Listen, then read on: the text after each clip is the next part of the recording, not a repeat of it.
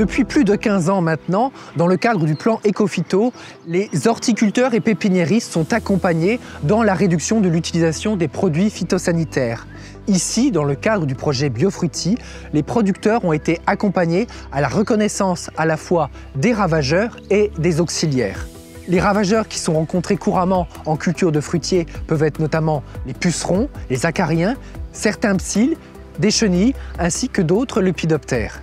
En bio, comme on n'a pas tout le panel de solutions qu'on pourrait avoir en conventionnel, un des leviers importants, c'est déjà de connaître la biologie des ravageurs qui sont les plus problématiques pour connaître dans leur cycle biologique les failles pour essayer de minimiser les problèmes ensuite en production.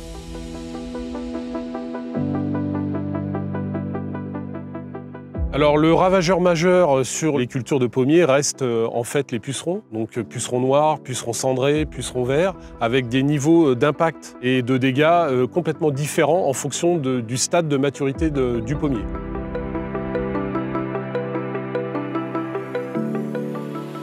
La période critique, c'est de fin avril à fin juin. Le ravageur principal, c'est le puceron. On peut avoir quelques noctuels, donc des chenilles. Là, actuellement, ce qui peut nous poser quelques problèmes, c'est du rinquit de coupe-bourgeon. C'est un tout petit insecte qui vient sectionner la pousse terminale. Donc quand on a un petit arbre qui démarre, on doit avoir une belle flèche, toc, qui coupe la tête.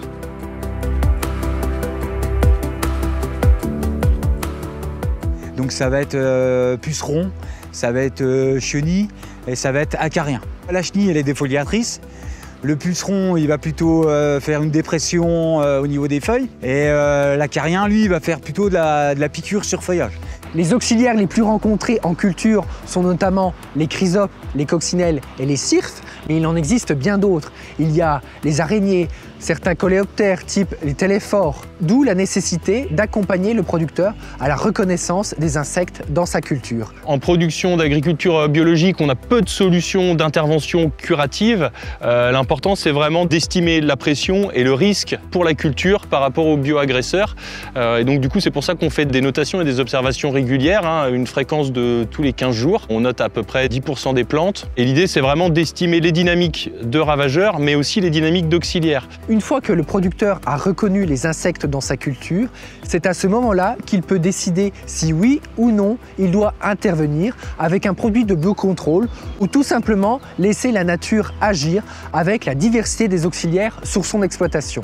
Sur la culture, on observe pas mal de coccinelles. On voit des cirphes, des chrysopes. Un autre auxiliaire très intéressant et finalement qu'on n'observe pas tant que ça, en fait, ce sont les populations d'araignées.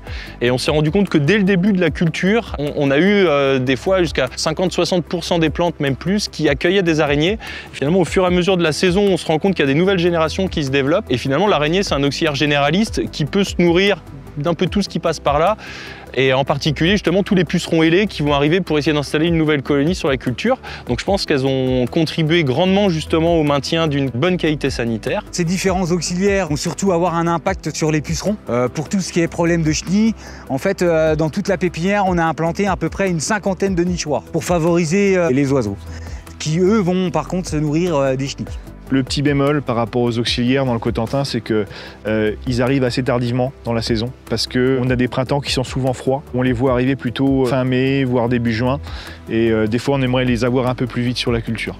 Donc pour le psylle, une des solutions de biocontrôle efficaces, ce sont les applications d'argile pendant la période hivernale pour essayer de freiner au maximum la ponte de la première génération et ainsi finalement faire prendre du retard à cette explosion de population et faire en sorte que même si des foyers se développent, on restera toujours sur le seuil de nuisibilité et qu'en fin de saison, on aura des plantes qui n'ont pas subi d'impact de ce ravageur. Et pour le phytopte, début de printemps, au moment du débourrement, c'est le moment où il y a beaucoup de phytoptes justement qui se déplacent de leur site d'hivernage vers leur site ensuite de saison sur les feuilles et à ce moment, ils sont vulnérables aux applications de soufre.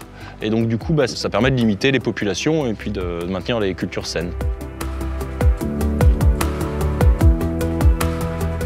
On a utilisé en fait du soufre pour le réchauffement de la plante parce qu'on est en terre froide bien souvent en sortie d'hiver. Il nous gère donc les odium établures en fait sur pommes, poires essentiellement et il nous gère aussi la gestion des phytoptes parce que le soufre est un acaricide de biocontrôle. L'une des contraintes rencontrées dans le cadre de ce projet est la présence de fourmis.